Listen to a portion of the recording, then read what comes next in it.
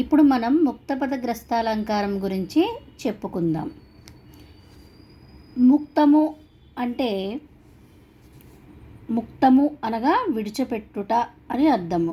గ్రస్తము అనగా గ్రహించుట అని అర్థము. వాక్యాల చివర కానీ పద్య పాదాల చివర కానీ ఉన్న పదంతో తరువాతి వాక్యాన్ని కానీ పద్య పాదాన్ని కానీ ప్రారంభించిన అవి ముక్తపదగ్రస్త అలంకారం అంటారు. అంటే వాక్యాలు కానీ పద్య పాదాలు చివర కానీ వాక్యాల చివర కానీ ఒక పదంతో ఆ వాక్యము ముగిస్తూ ఉంటాం.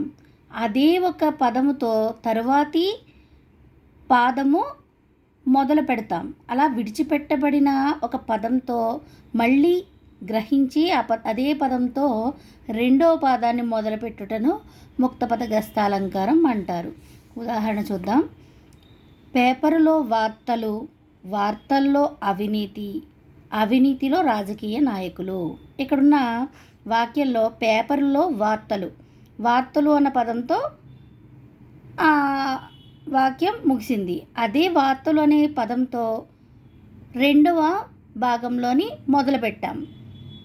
వార్తల్లో అవినీతి, అవినీతిలో రాజకీయ నాయకులు. అవినీతి అనే పదంతో అక్కడ ముగిసింది. మళ్ళీ అవినీతిలో రాజకీయ నాయకులు అంటే ఇక్కడ మళ్ళీ విడిచిపెట్టబడిన అవినీతి అనే పదంతో మళ్ళీ మూడో పదంలో మొదలుపెట్టాం. ఈ విధంగా విడిచిపెట్టబడిన పదాన్నితో మళ్ళీ అదే పదాన్ని గ్రహించి మొదలు పెట్టడాన్ని ముక్తపదగ్రస్త అలంకారం అంటారు. తర్వాత ఉదాహరణ. ఎదురుగా ఏగి, ఏగి సద్బుద్ధితో మ్రొక్కి, మ్రొక్కి ఇంటికి తెచ్చి పూజించే. ఇలా ఏగి అనే పదంతో ముగియడం, అదే ఏగి అనే పదంతో మొదలు పెట్టడం జరిగింది. అలాగే రెండో పదంలో మ్రొక్కి అనే పదంతో ముగిసి మళ్ళీ మూడో పదంలో మ్రొక్కి అనే పదంతో మొదలయ్యింది. అలాగే మూడో పదంలో తెచ్చి అనే పదంతో ముగిసి నాలుగో పదంలో తెచ్చి అనే పదంతో మొదలైంది. ఈ విధంగా విడిచిపెట్టబడిన పదంతో మళ్ళీ మొదలు పెట్టడాన్ని ముక్తపదగ్రస్తం అంటారు. తర్వాత శివధనువు విరిగే, విరిగే రాజుల మానంబులు.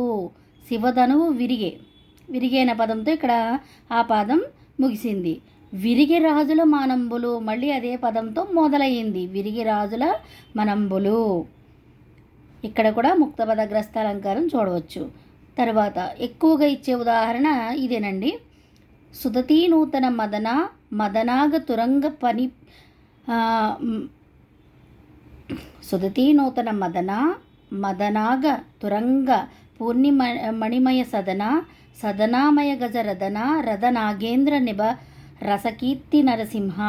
ఇక్కడ ఈ పద్యంలో కూడా ఏ పదంతో అయితే ఆ పద్య పాదాన్ని ముగిస్తున్నామో అదే పదంతో మరలా తరువాతి పాదాన్ని మొదలు పెడుతున్నాం.